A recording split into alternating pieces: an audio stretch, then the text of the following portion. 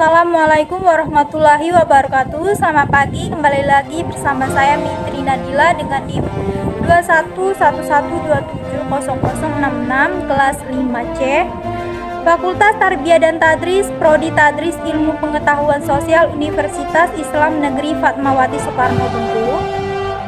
Baiklah, pada kesempatan kali ini saya akan mempresentasikan bahasan tentang pencegahan AIDS, yaitu ekstremisme, radikalisme, intoleransi, terorisme. Baiklah, langsung saja kita masuk ke materi yang pertama, yaitu pengertian ekstremisme. Tahukah kalian apa itu ekstremisme? Ekstremisme adalah paham atau keyakinan yang sangat kuat dan ekstrim dalam suatu hal, seringkali melampaui batas-batas yang wajar dan dapat mengancam stabilitas sosial, politik, atau keamanan. Ekstremisme dapat muncul dalam berbagai konteks, termasuk agama, politik, suku bangsa, atau ideologi tertentu. Yang kedua, pengertian radikalisme. Menurut Kamus Besar Bahasa Indonesia atau KBBI, radikalisme adalah paham atau aliran yang radikal dalam politik, paham atau aliran yang menginginkan perubahan atau pembaharuan sosial dan politik dengan cara kekerasan atau drastis. Sikap ekstrim dalam aliran politik. Selanjutnya, yang ketiga, pengertian intoleransi. Intoleransi adalah sikap atau perilaku yang tidak toleran terhadap perbedaan individu atau kelompok dalam masyarakat. Intoleransi dapat terjadi dalam berbagai konteks seperti ras, suku, agama, gender, budaya, dan lainnya. Yang keempat, pengertian terorisme. Terorisme adalah penggunaan kekerasan atau ancaman kekerasan untuk menimbulkan ketakutan dalam usaha mencapai tujuan, terutama tujuan politik. Terorisme dapat terjadi di berbagai negara dan melibatkan berbagai tindakan kejahatan seperti serangan fisik, serangan melalui informasi, serangan psikis, serangan ekonomi, dan serangan perdagangan. Lalu apa saja bahaya dari AIDS?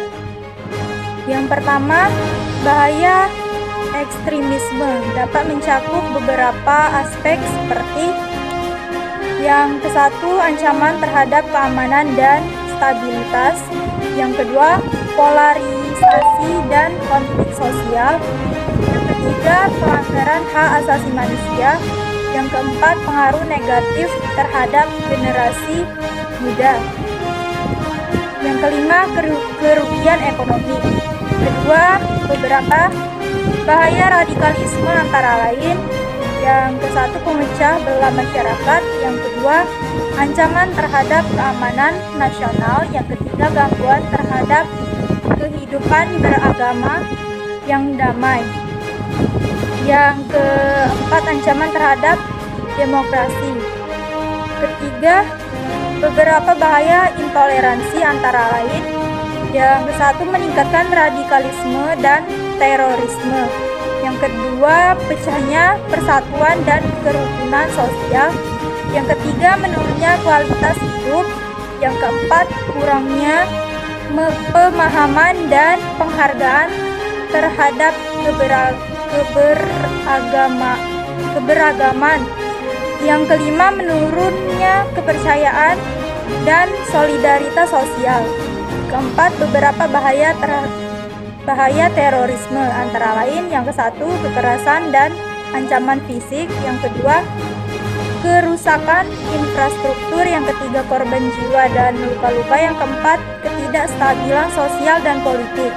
Yang kelima, penghancuran nilai-nilai demokrasi dan hak asasi manusia. Yang keenam, pengaruh ideologi radikal. Yang ketujuh, dampak psikologis. Lalu apa saja cara mencegah ERIT yang dapat dilakukan? Pertama, untuk mencegah ekstremisme ada beberapa langkah yang dapat dilakukan. Yang pertama, mengoptimalkan penyebaran nilai-nilai wasatiyah. Yang kedua, bersama-sama bergerak untuk mencegah. Yang ketiga, sosialisasi dan edukasi. Yang keempat, pelibatan influencer. Yang kelima, pelatihan dan pendidikan. Yang keenam, kerjasama antar lembaga. Yang ketujuh, mengenali hoaks dan disinformasi. Kedua, beberapa cara yang dapat dilakukan untuk mencegah radikalisme. Yang pertama, pendidikan dan pemahaman ilmu pengetahuan. Yang kedua, meminimalisir kesenjangan sosial. Yang ketiga, mendukung aksi perdamaian. Yang keempat, peran sekolah. Yang kelima, peran keluarga. Yang keenam, deradikalisasi. Yang ketujuh, kerjasama dan komunikasi. Ketiga, beberapa cara yang dapat dilakukan untuk mencegah intoleransi. Yang pertama, mendidik tentang keberagaman.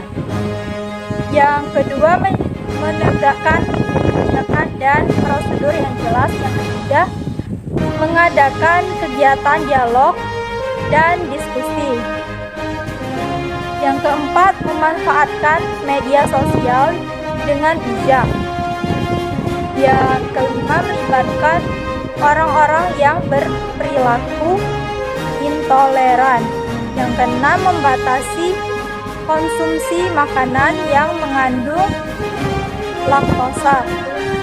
Yang ketujuh, menghormati perbedaan agama dan keyakinan. Yang keempat, beberapa cara yang dapat dilakukan untuk mencegah terorisme. Yang pertama, pemahaman ilmu pengetahuan. Yang kedua, pemulihan paham radikalisme. Yang ketiga, pencegahan pencucian uang dan pendanaan terorisme. Yang keempat, literasi dan pendidikan. Yang kelima, peran siswa dan mahasiswa. Yang keenam, kerjasama internasional. Demikian presentasi dari saya tentang pencegahan bahaya ERIT. Terima kasih, semoga menambah hasanah keilmuan tentang antropologi pembangunan. Saya akhiri. Wassalamualaikum warahmatullahi wabarakatuh.